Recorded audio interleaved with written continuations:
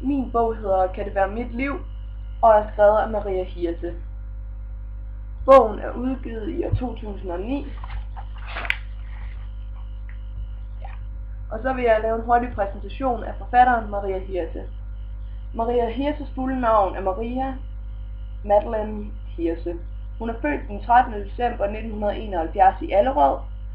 Hun er dansk journalist, forfatter, fysioterapeut, foredragsholder, brevkasseredaktør og studievært. Skal vi kigge lidt på genren. Genren det er en dagbogsgenre, og kendetegnende det er, at hun starter hver eneste kapitel med jeg. Og det er også en jeg-fortæller gennem hele bogen. Og den er meget personlig, og også det med, at hun får tanker og dialoger mellem folk og sådan noget. Men den er heller ikke helt dagbog igennem hele tiden, men det er det den meste af tiden, og hun har meget tanker og flashbacks med. Så skal vi kigge på handlingslinjen. Starten, der er hun meget nede, og hun er ikke særlig glad, og hun har et stort forbrug af rygning og alkohol, og hun er single.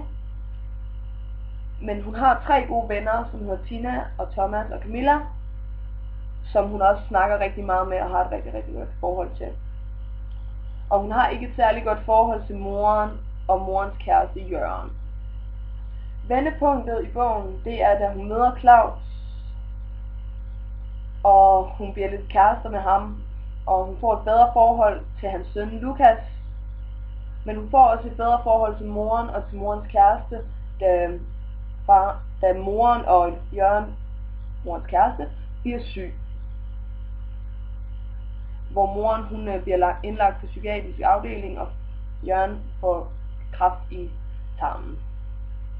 Men det er også et stort vendepunkt i hendes liv, da hun møder Patrick. Slutningen det er, da hun går for Claus. Hun er rigtig glad for sit arbejde og har fået et meget bedre forhold til sine kollegaer. Og hun har noget kørende med Patrick, som sandsynligvis også gør, at hun kommer sammen med ham til sidst. Og hun har fået et rigtig godt forhold til moren og Jørgen. Og hun har stadig sine 3 bedste venner. Og hun er bare rigtig glad. Kig lidt på fortælleren. Fortælleren det er en jeg-fortæller. Og der har jeg taget 3 eksempler med. Hvor eksempel 1 er: jeg fatter simpelthen ikke, hvordan jeg kan starte et nyt år med at være helt nede igen. Og andet: i weekenden er jeg så glad, at jeg flere gange må knibe mig selv i armen, for at være sikker på, at det faktisk er mit liv. Og det tredje der, og så Claus, min ekskæreste. Sagde jeg virkelig det? Ham med den lille tunge, som går mig virkelig på nerverne med al sin økosnak. Det er 3 eksempler i bogen, på 3 forskellige tidspunkter i bogen.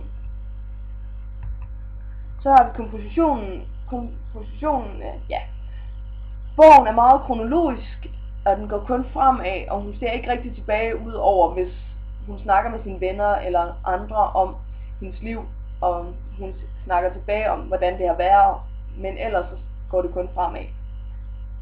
Ja. Og bogen den er også bygget op i dagbogsform med, at for eksempel hver eneste kapitel starter med for eksempel januar uge 1, og så hun simpelthen fører datoer af en slags, eller uger, hvor det så går igennem hele bogen fra nytår til nytår, altså over 12 måneder, hvor hun så har 1 måned, altså uddelt på 4 kapitler. Ja. Så skal vi kigge på personerne, og jeg vil gerne starte med hovedpersonen Eva. Eva hun arbejder som en moderedaktør, og hun er kæreste med Claus, men ender med at få noget med Patrick. Hun er lidt biseksuel, da hun har sex med sin bedste veninde Camilla 2-3 gange. Hun har et stort rygeforbrug, hun drikker meget og fester også en del. Hun har en ond attitude i starten, eller hun opfører sig i hvert fald meget ondt og er meget ligeglad med andre. Ja, men hun bliver rigtig sød i slutningen og får mere medlidenhed med folk, og ja, fordi der sker nogle ting i bogen, der gør, at hun simpelthen ændrer sig. Hun bruger ufattelig meget tid på datingsider, før hun møder Claus. Hun gør nogle lidt upassende ting, og hun er meget desperat på et tidspunkt, at hun på datingsiderne hæver alderen til maks 50 år. Hun lever ikke særlig sundt, hvilket også giver hende store problemer, da hun kommer sammen med Claus, fordi han simpelthen er så økologisk som muligt. Hun har et stort shoppingforbrug, hvilket også gør, at hun har et kæmpe overtræk på sin konto, så hendes bankmand og hende er ikke så fantastisk gode venner. Hun har flyskræk, og så har hun et dårligt forhold til morens kæreste og moren, indtil moren og morens kæreste bliver syge. Så elsker hun sex ting, som for eksempel dildoer og så videre. Hun har ikke så godt forhold til børn, men det bliver bedre, da hun får et bedre forhold til Lukas, som er Claus' søn.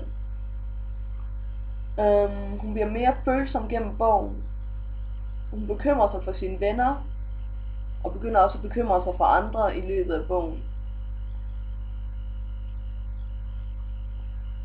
Hun er meget pervers, hun er en stalker, hun prøver konstant at gå på kur, men det går ikke særlig godt.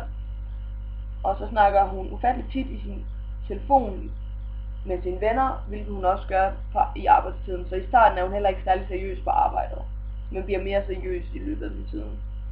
Og så kan hun godt lide dyre ting. Og så skal vi tage et kig på hendes bedste veninde Camilla, som er biseksuel og har haft sex med Eva 2 til 3 gange. Hun bliver meget kærlig, når hun er fuld, og så elsker hun at kysse folk, også når hun er fuld.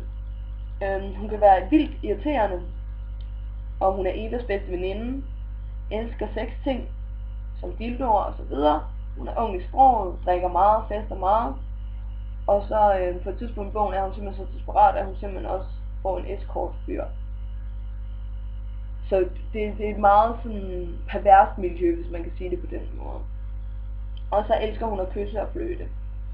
Så hendes anden bedste veninde Tina, hun elsker Feng Shui, som er sådan noget kinesisk noget. Og det bliver hun i hvert fald meget lykkelig over, og bliver helt afslappet og sådan. Og så er hun til mænd, så hun er heteroseksuel, som en af de eneste, hvis man kan sige det på den måde. Og hun har et rigtig godt forhold til Eva. Og hun shopper med Eva og fester med Eva og hygger og sådan. Og de er også lidt wingwomans for hinanden. Så skal vi tage et kig på Evas bedste ven Thomas, som er homoseksuel og har meget store krav til mændenes lem, hvis man kan sige det på den måde. Han rejser meget på grund af sit arbejde, men man finder aldrig ud af i bogen, hvilket arbejde han egentlig har. Han er også meget glad for sexting, og han er en smule egoistisk, meget ung i sproget, drikker meget og fester meget. Og så skal vi have kigget på Evas kæreste Claus, som arbejder for I Got You, og er den største kunde til Evas firma, hvor hun også møder ham igennem. Han elsker økologi, og har et godt forhold til hans forældre.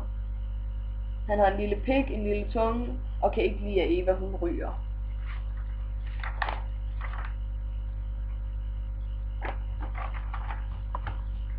Ja, så skal vi have kigget på Lukas, som er Claus' søn. Han er meget flabet, men ender med at blive rigtig gode venner med Eva. De er ikke særlig gode venner i starten.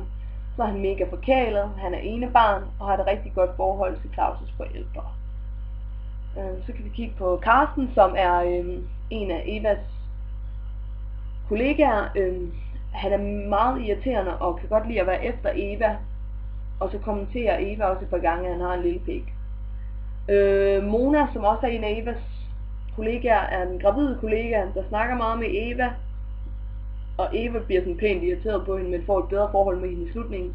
Og elsker at kommentere, når Eva har lavet en fejl. Og snakker konstant om babyen, hun har i sin mave. Så moren, hun er lidt alkoholiker. Drikker i hvert fald meget. I hvert fald hver eneste gang Eva hun kommer og henter hende, så er hun beruset, eller ja, har fået taget noget indenbords. Hun er meget sød og rar. Bliver indlagt på psykiatrisk afdeling på et tidspunkt. Kærester med Jørgen, meget omsorgsfuld. Bliver en bedre mor i slutningen af bogen. Og Eva får også et bedre forhold til hende. Jørgen, som er morens kæreste, han har ikke et særligt godt forhold med Eva i starten, men det bliver bedre, da moren bliver syg. Men også da han selv bliver syg, der får Eva et bedre forhold til dem begge to, da hun besøger dem meget.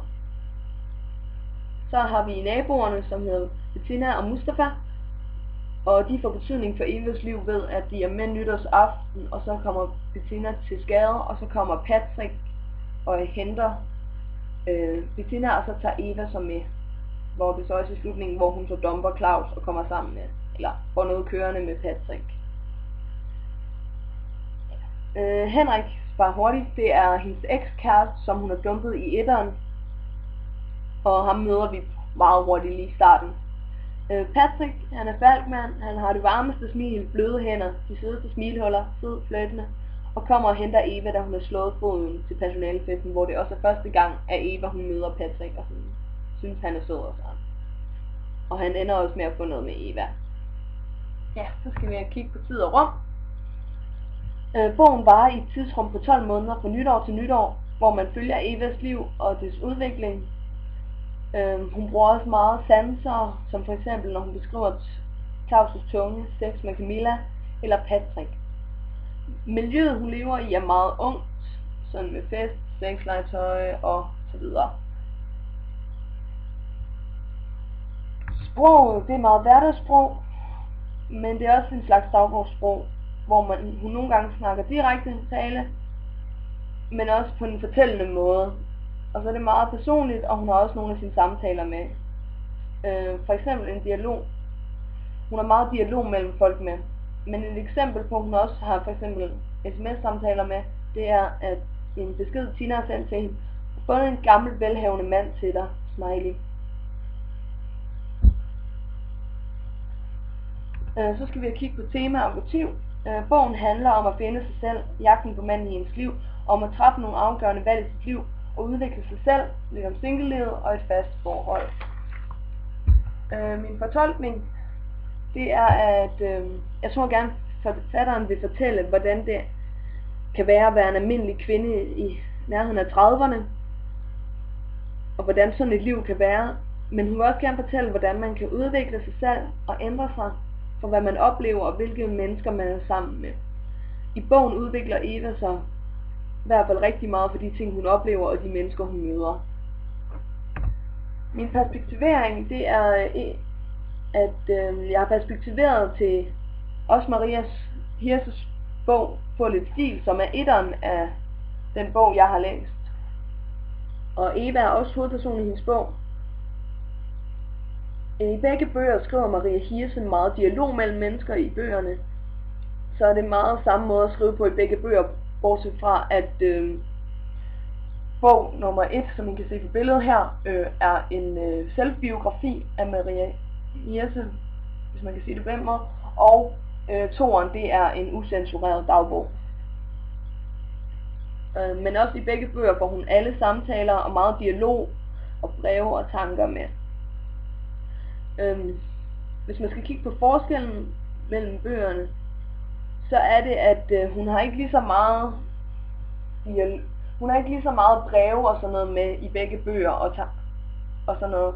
Fordi at, som sagt, så er etteren jo en selvbiografi, så der er ikke så meget af det med.